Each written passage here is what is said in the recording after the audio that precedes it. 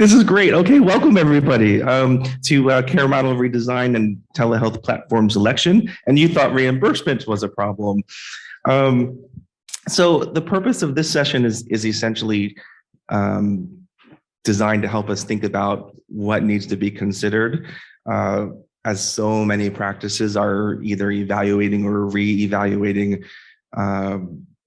their telehealth platform selection and EMR integration. We have some fantastic subject matter experts and folks with some really cool experiences that are going to share those with us to help us do that.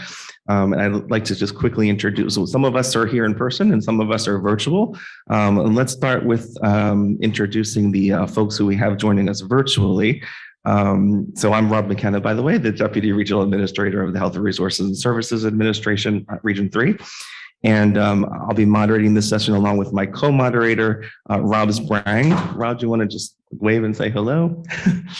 And also remotely, we have Mike Zoden, the Chief Information Officer from the Eastern Shore Rural Health System. Mike, can you kind of move and show yourself? Great. And here in person, we have, in no particular order, Teresa Rincon, the Senior Telehealth Consultant for Blue Cirrus Consulting. And we have Gemma Lowry, Virtual Health Program Manager with Christiana Care. And we have Deborah Graham, a Doctor of Nursing Practice candidate with the University of Texas at Tyler. Great. So to get us started, we're first going to hear from Mike, some about his experience in adoption and selection over the last couple of years, which likely represents that in many practices. And then we're basically just going to have some conversation with the panelists. So we have a handful of questions that we've prepared in advance, but we're really relying on you to kind of bring forward what's on your mind and what you'd like to see the panelists discuss. So please don't be shy with them. Virtual attendees, Rob and I will be monitoring the questions in Eventmobi. So if you're joining us remotely, please remember to post your questions there and not in the Zoom room, okay? So use Eventmobi for your questions, please. And Mike, we'll go ahead and get started. Thank you. All right, thank you. Are you able to hear me in the house and on the Zoom? All sounds good. Okay, great, thanks. So next slide, please. The first slide is the conflict and disclosures, just stating that I have none. There we go, it's able to move forward. Have none, I'm gonna be mentioning some products, but again, I'm not endorsing or denouncing any of them. Just trying to describe our organization's experience. Next slide, please. So just a quick little slide about my organization, just to show we're not a tiny organization, but we're not the largest that's out there. This is going to be, as an overview, just kind of a brief introduction. This will be probably just a 10-minute slideshow, so I'm not going to, there's a lot of slides, and I'm not going to try to bore you to death with these slides. Just describing essentially our journey, how we started out when the pandemic hit, how we moved quickly into telehealth, and then how we had to kind of pump the brakes, go back, reevaluate our platforms, and then the process that we used to evaluate those platforms when we came to that conclusion at that point of our journey. Next slide, please. So as most organizations, or a lot of organizations, prior to 2020, when the pandemic hit, we had never done a single telemedicine visit. We had done some work with outside vendors where we had specialists that would come in, we would provide potentially the room for them, but we were not actually direct billing at all prior to the public health emergency. Public health emergency hit March of 2020. We converted almost everything to telehealth, trying to keep all the patients out. Patients were supposed to stay at home. We quickly had to adapt. So within those first 3 months of 2020, or first 4 months of the public health emergency, we saw roughly 19,000 visits. And then in 2021, as things sort of changed and we were able to get folks back in the buildings, it dropped to 9,300. So we did decrease a lot, but it still remained a large part of our practice through 2021. And again, some of this may look familiar to you in the room. What did we select starting out with? We went with what was quick and easy. So we went with FaceTime for anybody that had an Apple product, because that was allowed through the public health emergency. And then we also went with DoxyMe. For patients with Android devices or computers, that was the quickest way for us to get those connected. Again, I say they were easy to implement, but there was still a heavy lift because all the processes, procedures, aside from the technology, were all brand new to our organization. Next slide, please. So did it work? Yes, FaceTime worked. Doxy worked most of the time, some of the time, depending on which provider that we would ask. Of course, there were a lot of barriers to adoption. Those are all things we're all familiar with as far as patients not knowing how to use the technology, providers not knowing how to use the technology. Simple things like allowing camera and microphone access, internet access was a huge problem in our area. We had patients and providers trying to go to public hotspots, trying to go to coffee shops, anything they could do, I guess outside the coffee shops, I guess, because they were all closed down. Anything we could do to try to get patients those internet connections to be good enough that we could actually see them with video and not just doing audio. And then toward the end of 2020, visits started tapering out.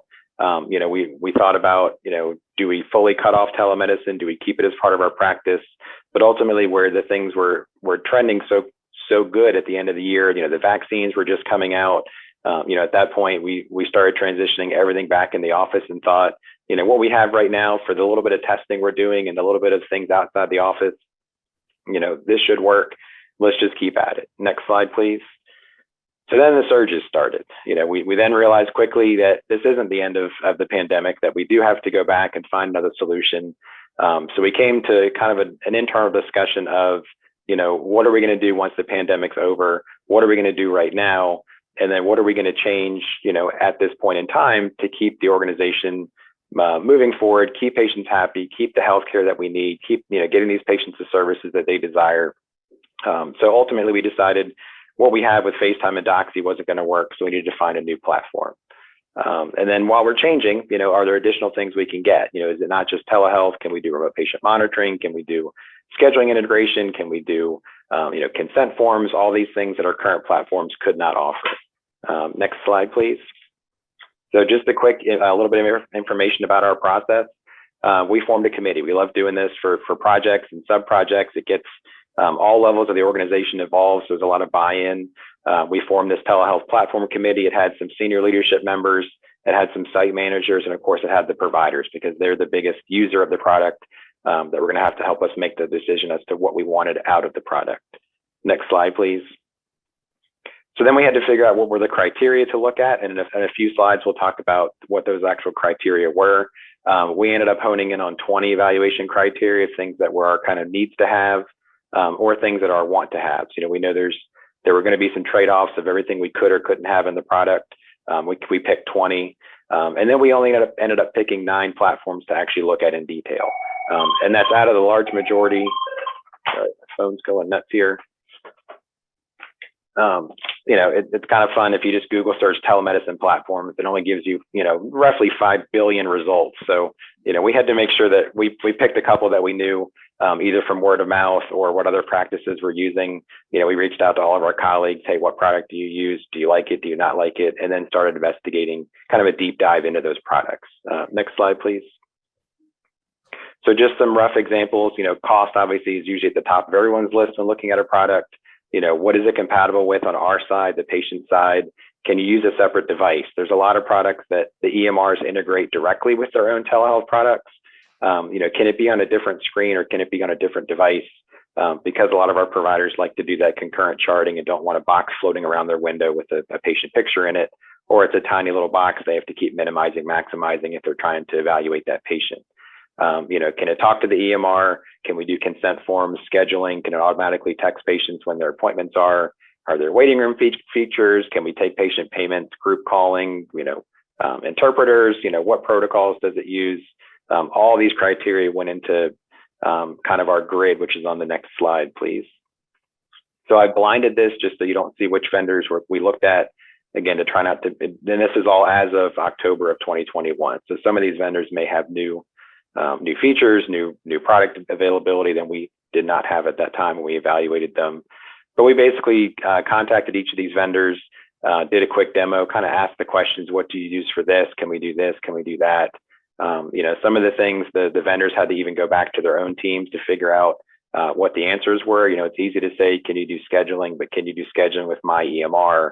What does that scheduling actually do? How deep does it actually go in? And even things like the protocols used. Some of our patients that had issues with Doxy, Doxy uses an open voice and video protocol called Open Talk. So essentially anybody that had an issue with Doxy was going to have an issue with any of these other vendors that use the same product protocol. So We really tried to dig in and figure out, of these things, what features do they have? And then our evaluation team looked at it, did some demos, and then tried to pick one vendor from our outcome of these this grid. Next slide, please. So again, when we were evaluating which one to pick, we were kind of looking at short-term and long-term. We still knew, hopefully, that the pandemic was going to be having those ebbs and flows. Was now the time to go big with a product that can do everything? Or are we just looking at a product to kind of bridge the gap until we figure out some of these future issues like payment, reimbursement, medical appropriateness, provider and patient satisfaction. Some of those things we were still unclear with. And then in general, just, is telehealth going to be in our future, and what percentage of it are we going to have in our organization? Are patients going to rely on that? Are patients going to not like it? Are providers still going to not like it? Some of our providers really embrace telehealth. Most of them, I'd say, would rather see the patient in person because it's a more familiar and maybe a more appropriate way to provide that care. But there are a lot of situations where we realize that virtual just does just fine. Next slide, please. And Mike, quick time check. We're 10 minutes into the presentation. Okay, I will finish up quickly then. So this was our decision. We ended up picking a short-term solution, knowing as we evolve, we're going to be picking something that's going to be more permanent. We picked something that providers liked, the patients liked. It seemed to work really well. It had third-party support for some other features like interpreters. There were some minor workflow changes. And I'll just kind of leave the end of the presentation at that, of saying that we did get a lot of buy-in from the providers. And so far, the feedback has been pretty positive as far as the solution that we picked. Again, we realize it's not a fully integrated with all the bells and whistles, but it was the right product at the right time that our providers selected to move into. So again, I've tried to be quick. Thank you for your time. I'll pass it on to the next presenter, or questions, or whatever the workflow is. You can just end that slideshow. Thank you. Thank you, Mike.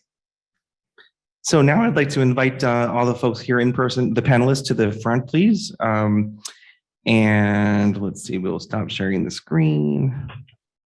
And so now, like I said, it's really just time to have some discussion. So we have some prepared questions. Like I said, we'll get started. But please, as you have questions here in the room, please raise your hand and I'll run the mic over to you.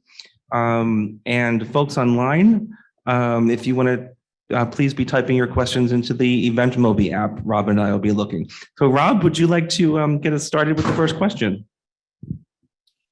Sure. I wanted to ask the group, who has tried to standardize your telehealth platform based on what is embedded within your electronic medical record?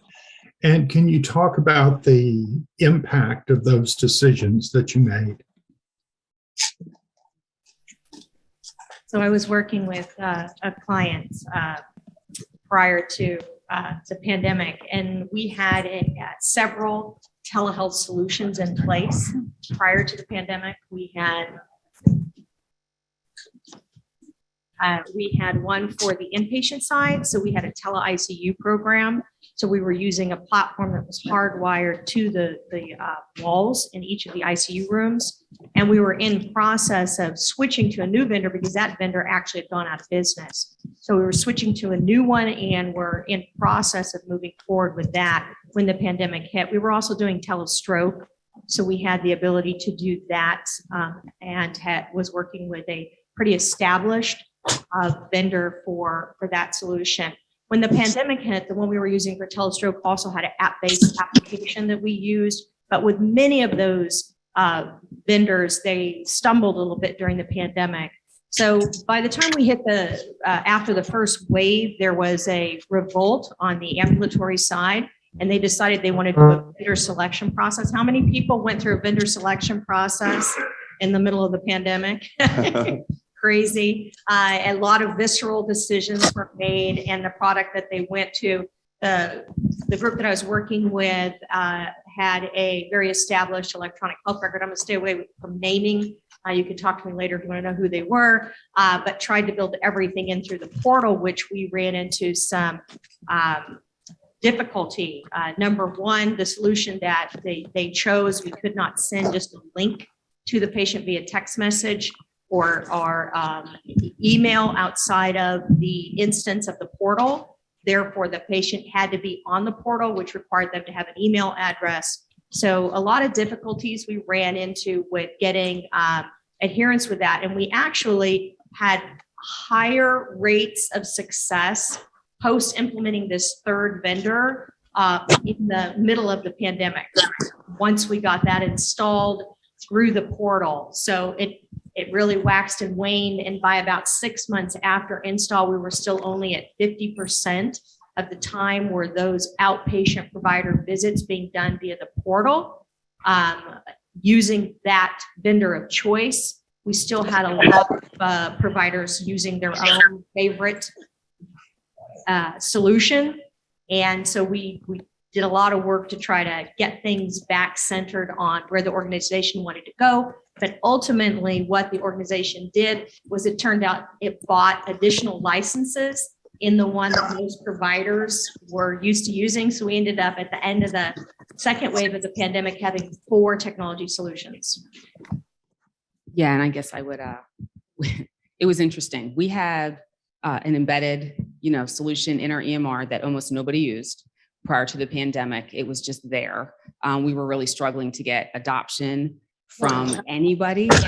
The pandemic happened, we did full shutdown. My team, the virtual health team, had been looking and we saw it coming. So we were trying to prepare, but that's pushing that boulder up the hill. So we weren't quite getting people there. And then we closed and everybody lost their minds a little bit and wanted everything we'd been trying to sell yesterday.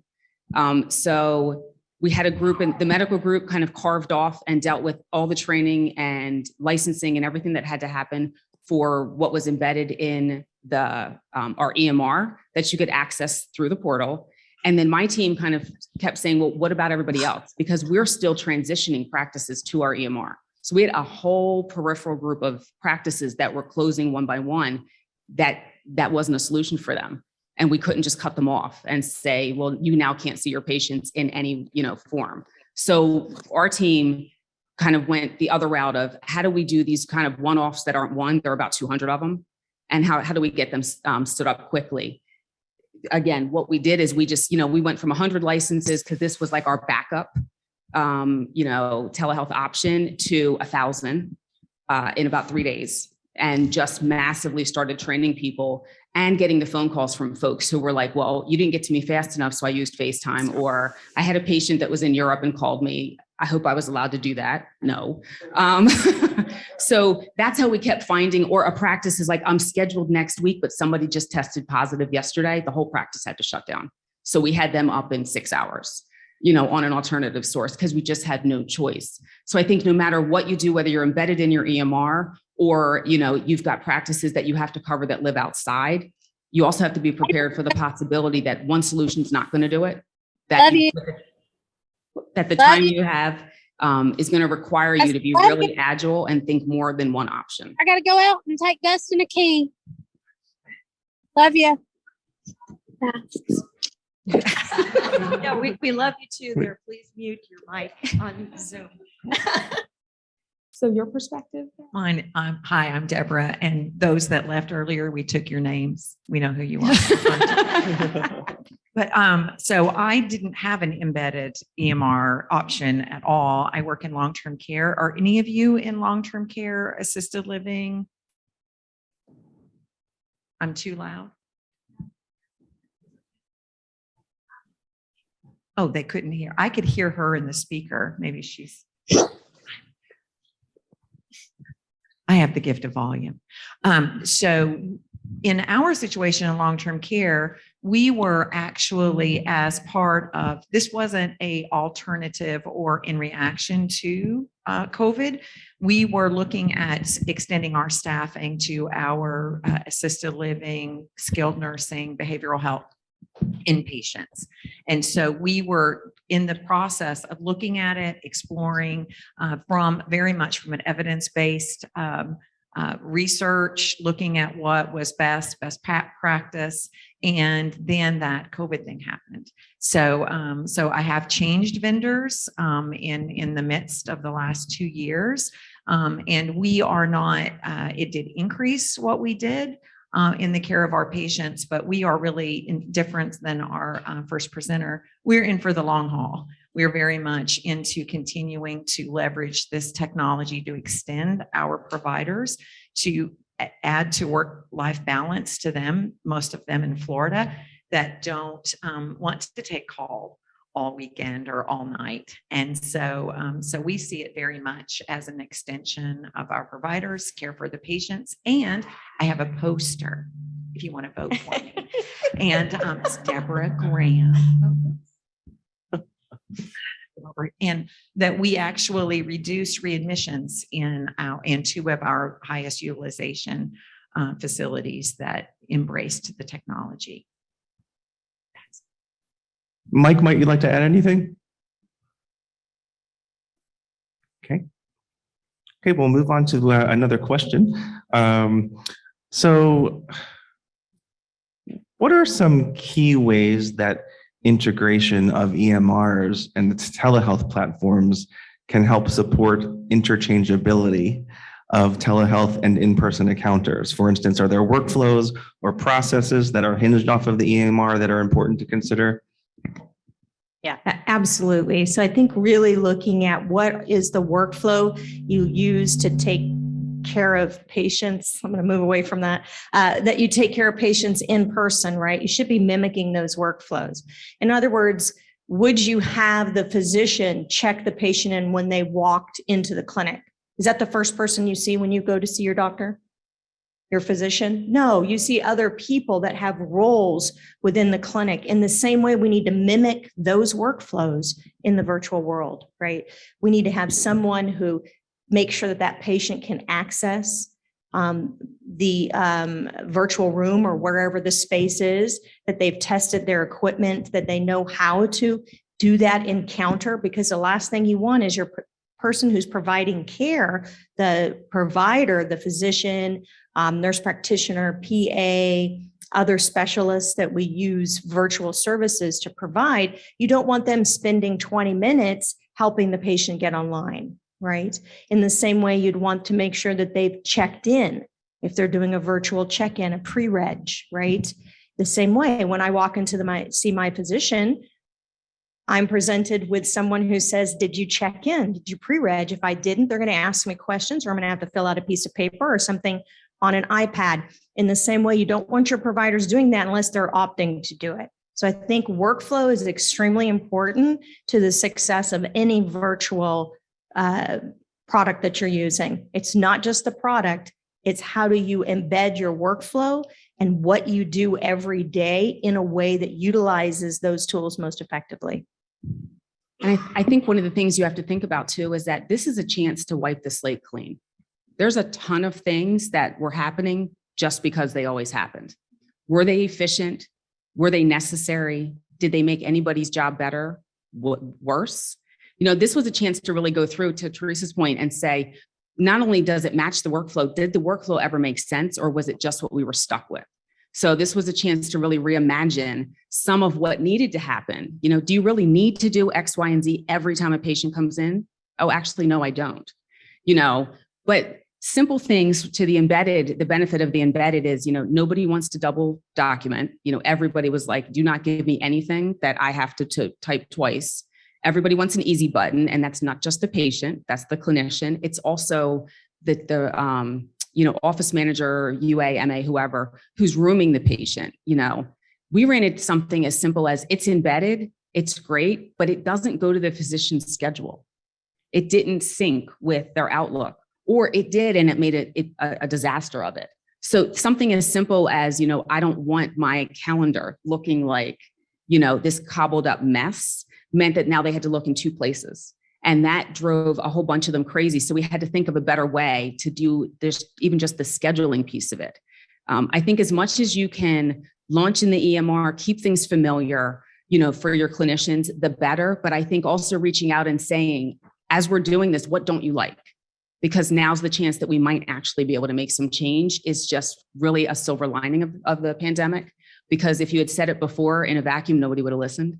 But now you can actually make some of those changes to design that can help everybody as we move forward. Hey, Gemma, I'd like for you to touch on something for the Sure. group that you talk about. It's the opportunity to clean the slate, Mhm. start with a brand new workflow. But my guess is for most of us, the spring of 2020 was a time of action. Like, the old idea of ready, aim, fire just became fire. Just we had to do something immediately.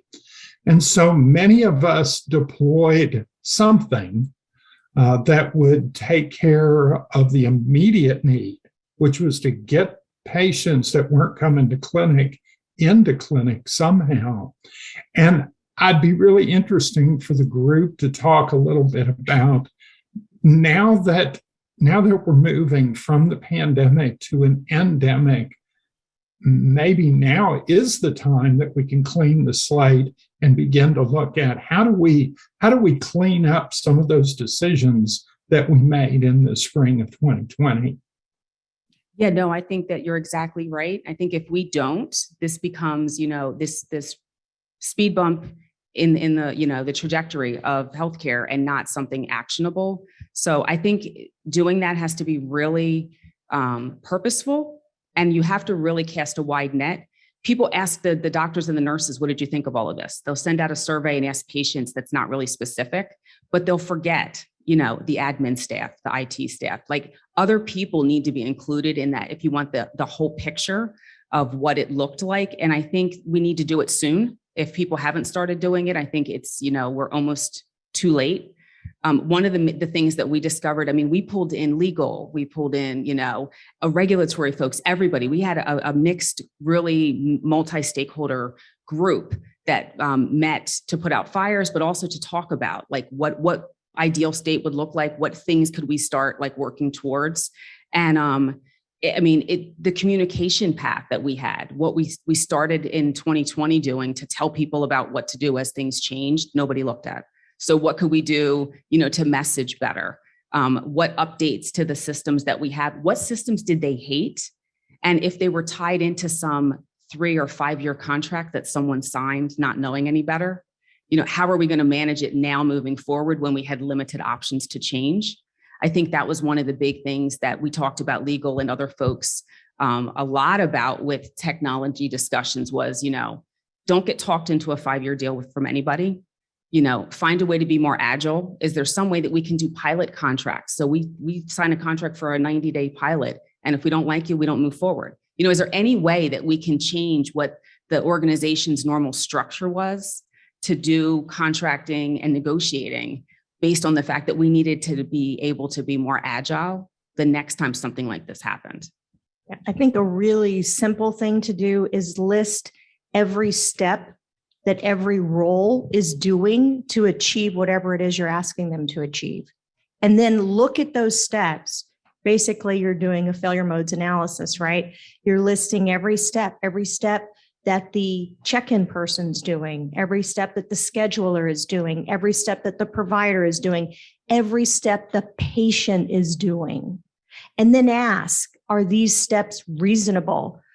Remember, every single step is a point of failure. I said that one time to somebody and they got really upset with me, but it's true. If you understand failure modes, if you understand human factor science and engineering, if you use lean methods, you know this. Every single step is an opportunity for something or someone to fail. So you want to minimize those steps. And if the vendors that you're using are creating super long steps, then you have to ask yourself, do I have the right partner? Is there a partner who I can have less steps with if that's what you need for whatever one of those roles? In fact, if you're dealing with a very large population of the elderly, right, and they have to go through multiple steps, they have to download 2 apps, they have to have an email account, they have to have all these things in order to connect. When they're your highest risk patient or the patients you see the most in your clinic, then you may need to move to a solution that has less steps, that has easy connectivity. Again, you have to look at your population of patients, you have to look at your providers and every role that's involved. I encourage you, write out those steps. You will be amazed at what you're asking people to do to connect virtually. The two things I'll add to that, I'll stand away from the speaker. On the stage fright, there is stage fright involved in that telemedicine. So it's from the providers, it's from those patients. So if in your clinic, now this is outside my world because we have a teleprompter tech sort of runner that's helping with our providers to our long-term care folks. But if there's some way in your situation that you can show that to the end user, either the, whoever's helping or your own, is there a way to, and I realize that no licensed person is probably going to do that, but is there somebody within your organization that can sit in, as they check them in, or is there something you can show in your lobby that just, is a way to do it, because it's very difficult for them. Is the camera in the right spot? So, we all know that the first time you use Uber, it's not as easy as the 10th time you use it. And so to just get into the practice of doing that. My vendor, I've lived on both sides. I've been in sales a long time, and I still think my greatest asset is that I was once a director of intensive care. And to the vendor, insist you be on the reference list. You want to be on the reference list. They will keep you happy if you are on the reference list. So I'm serious. When you are looking for a vendor, you say to them, I want to be on your reference list. I mean, after, whatever, we're live or whatever the situation is. But if I'm open and so you can negotiate to that. I've not always won that argument, but if they don't want me to be on the reference list, I'm not sure I want to be their partner. So just consider that as what you bargain for up front. I said 2, but here's 3. If they have not, when you ask those references, again, I wore the sales hat a long time. Those references, when was the last time they updated their software? So in my experience in the last 2 years, the one that I'm not exactly pleased with, I saw no change at all, no update to the end user in COVID. In all of this, you didn't enhance that one bit. So do that. Thank you. So we have a question in the forum. It seems so much focus is placed on the provider when selecting a platform. How much effort has been given to the end user? And that actually connects to one of our prepared questions, which I'd like to add into there, which is, within the decision-making process for telehealth platform selection and EMR integration, are the needs of providers and the needs of patients able to be equally considered? How or how not? Oh, I can't wait to take this one. Jim is laughing because she knows. I mean, you really need to use the right expert as you evaluate anything. And so I don't know if any of you have seen Atwal Gwandi's talk on cowboys and pit crews, but he's a famous surgeon who has done a ton of work in looking at the composition of clinical teams. And based on listening to a lot of his work, I came to the conclusion that we have to stop letting the race car driver pick the tires. We have an entire pit crew of experts who can help us. On a typical pit crew, you have a technologist, you have a meteorologist, you have someone who understands the track that you're going to be racing on. They know exactly what tires perform best on that track. They know based on the weather conditions what tires they need. And so why are we always relying on one person, one role within healthcare to determine what platform we pick when we have multiple roles that are going to work in that platform and we have the patient who's supposed to be in the center of that care? So I think that's an excellent question. And I think we really need to start relying on our experts to help guide us. If you don't have an expert in your camp, this is your first time doing telehealth, reach out to someone who is an expert. Use someone who has expertise that you've met at a conference or someone who does consultation that can provide that for you, but find someone to help guide you. Otherwise, you're going to pick the wrong tires and you're going to have a catastrophic event and a problem, and you're going to end up doing a rip and replace. Cowboys and pit crews, who's the person? Gwandi? Oh. Yeah. You spell that. I don't know if I can spell that, but I can, we can definitely probably put it in the chat if somebody wants to look it up and pop it in the chat. But he's an excellent speaker. He's got some stuff in print, but really looking at how do we work together in healthcare as a team? And that includes our technical partners, right? I'm a nurse by background, but I rely heavily working on any projects. And I've been doing telehealth since 2003, and creating those partnerships with IT and IS were what helped us be successful. And I think you also really have to think about, to somebody's point, the end user. I'm always the one that, it says it here. What is this? I'll say what you guys were thinking. So I'm usually the one in the meeting that goes, that's great. We make the doctors happy, the patients hate it, or the patients can't access it, or, so trying to bring in all of the stakeholders, it gets really annoying to constantly hear the clinician is the only stakeholder that matters. And it's not said, we go through the motions of asking what everybody thinks and cares about, and we collect all that data and then pick what the doctors want. We have to stop for all the reasons that Teresa said, but you also miss a lot of nuances. There's things out there that the docs are focused on it functioning one way. I need it to do this. I need it to be easy. And there's other people that other things matter. You may pick something that's the best solution for you, and I can't add language interpreting. I can't push a message out that they can join easily. Their family can't join the session.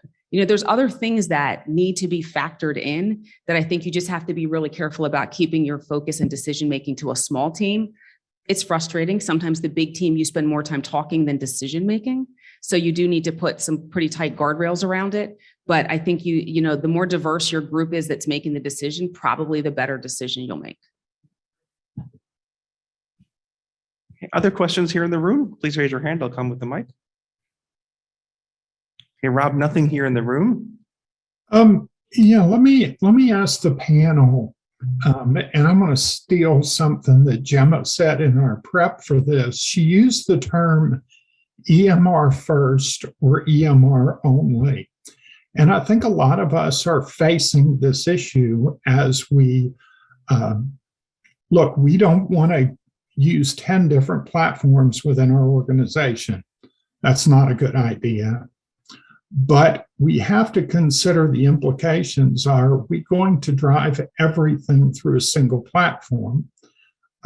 Or are we going to have a preferred platform, but still have the door open that there may be some applications that could run on a different platform?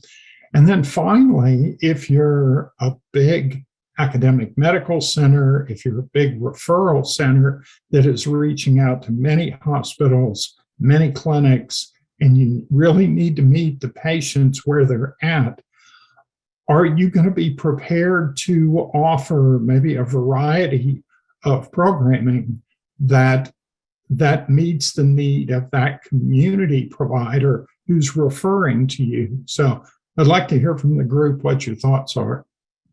Yeah, that was my kind of frustration as we were throwing ideas out and kind of figuring out where we wanted to go. I got the opportunity to chat with our chief transformation officer.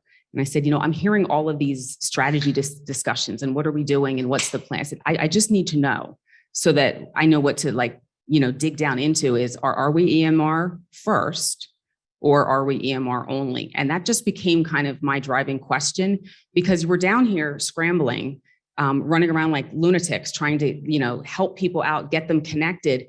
And sometimes the strategy conversations are way up here. We're not part of any of that, but then we're responsible for it. So trying to figure out what our directive was, or the limitations, because if we're EMR only, this changes this whole conversation.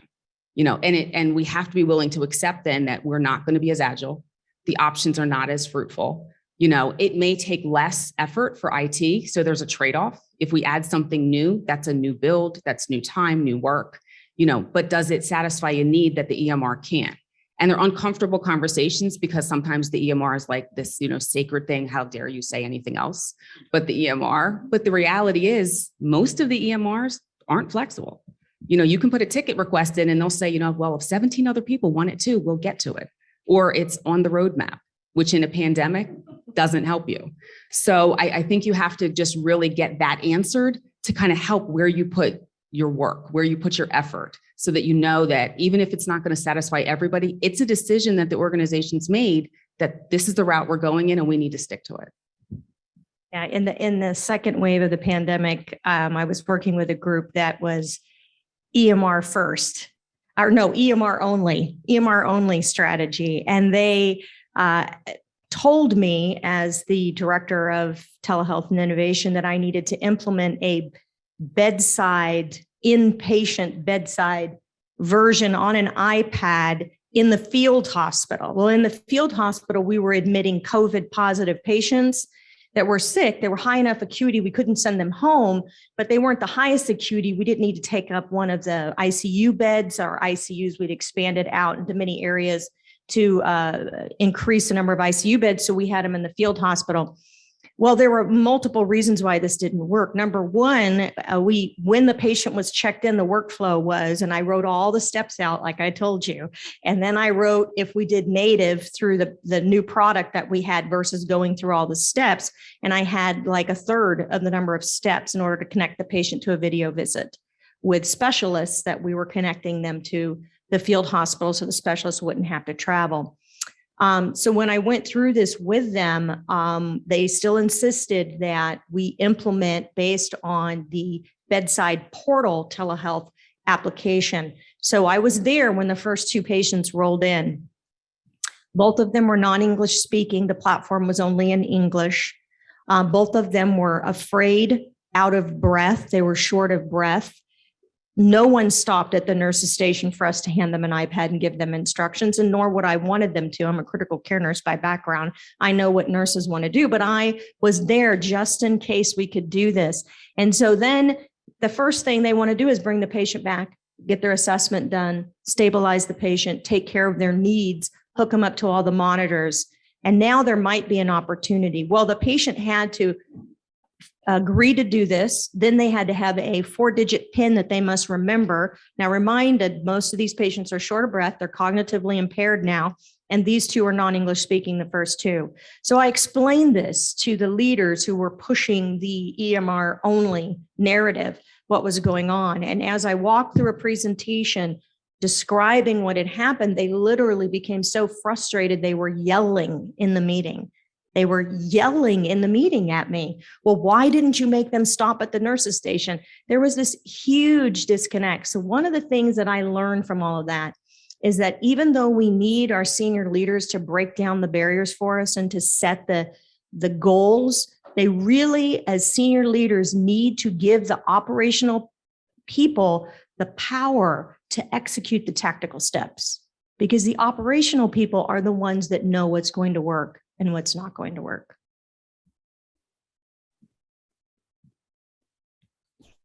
My experience is kind of on the opposite.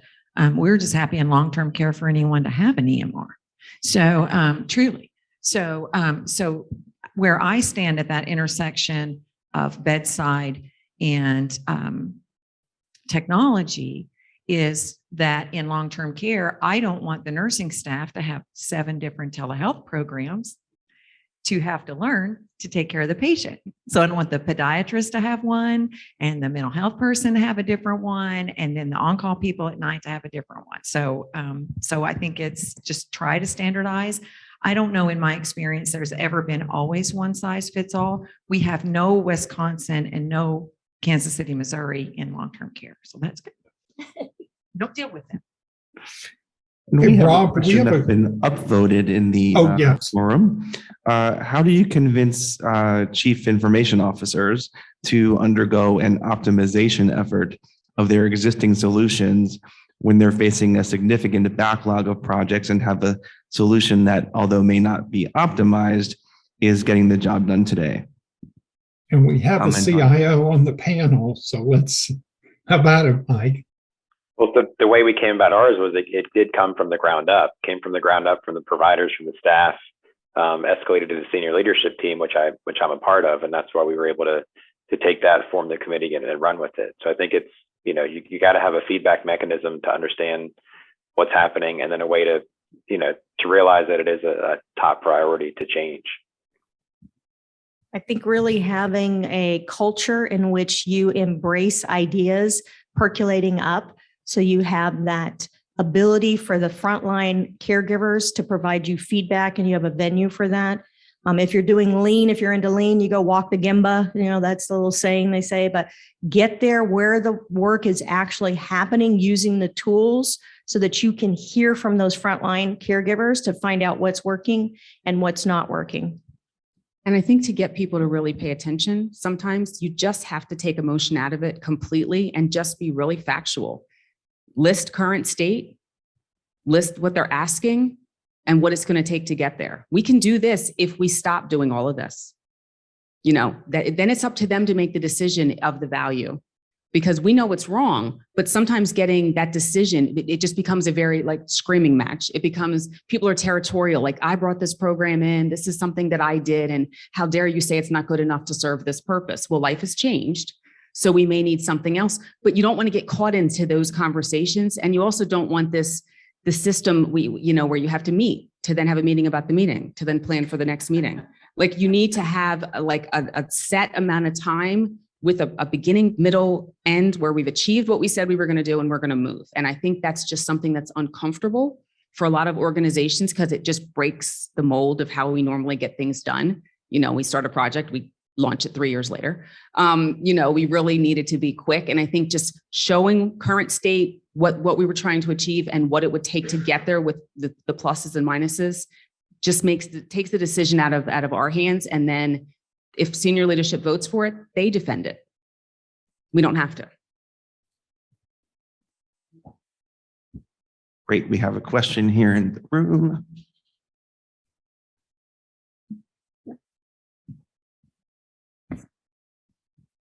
Great information. So can you talk a little bit about the finances of vendor selection? So a lot of times we've seen that the vendors, the cost, of course, is a factor for clients, but for health systems and any of our clients, but they all sort of price things differently. What have you seen? What's your advice to folks around how to make sense of all that and how to start leveling the playing field?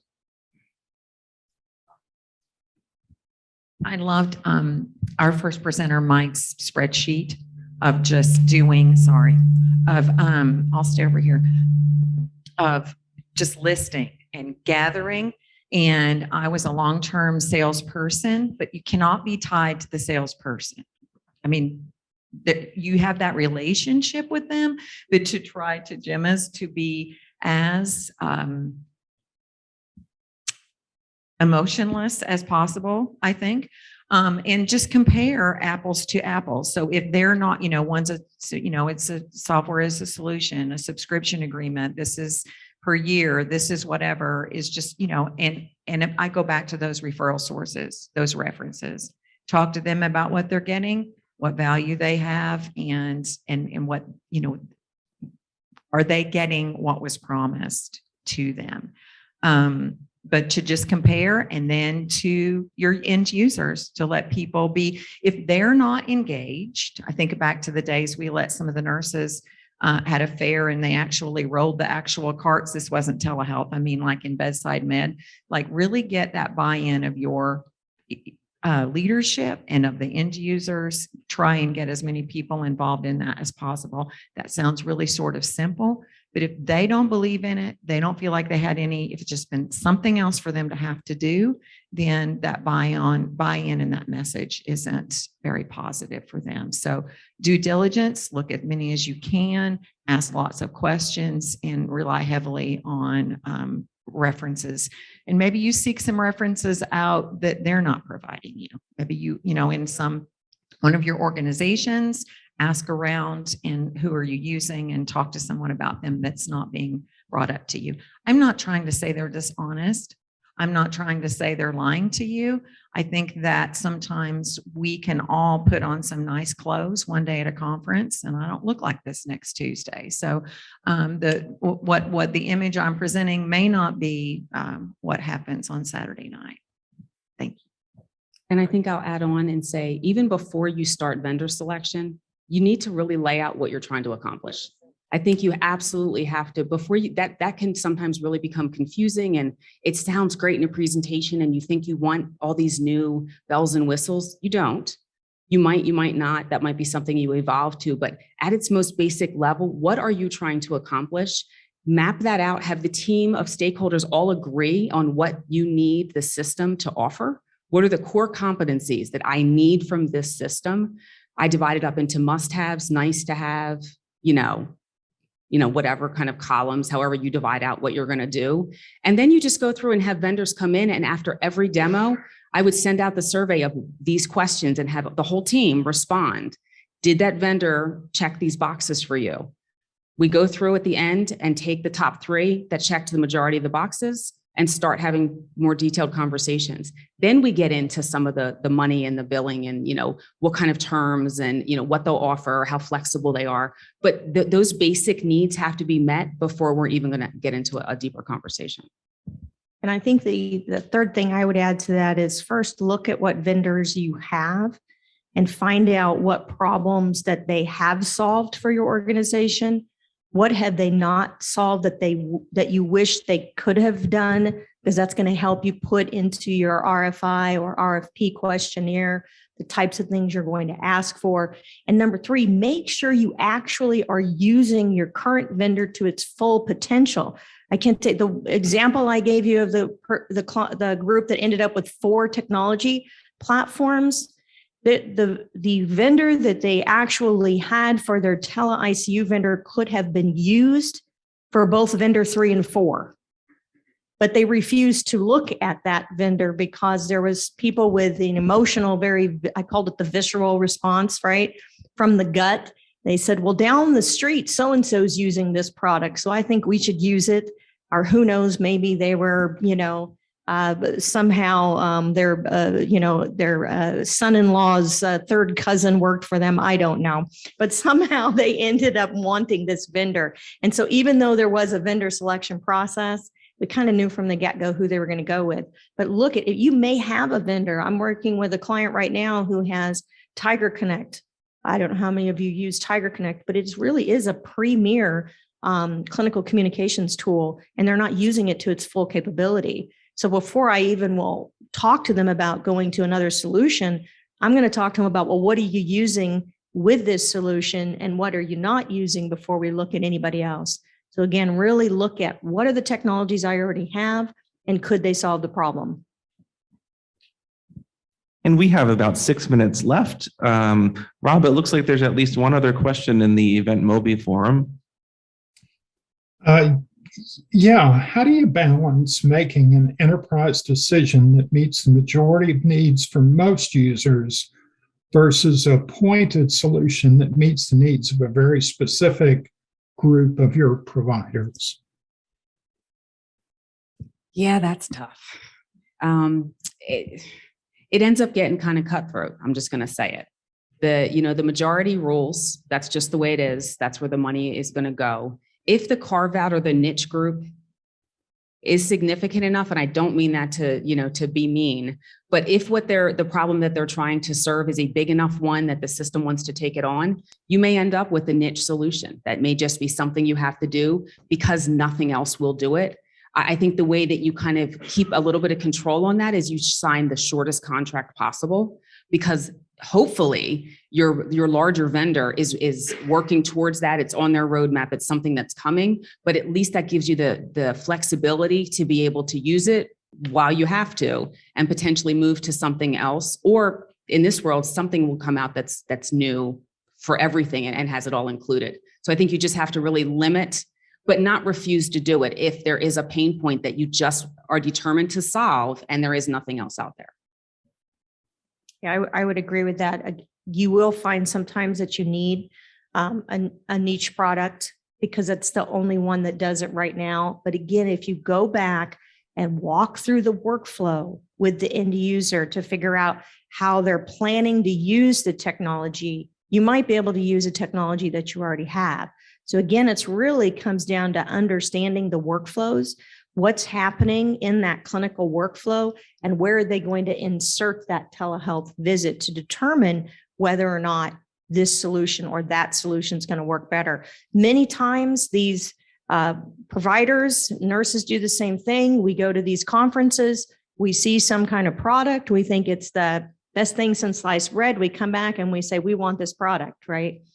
Well, that's great. But again, let's rely on other experts within the organization to evaluate that product. Let's not just plug something in and have one more technology to support.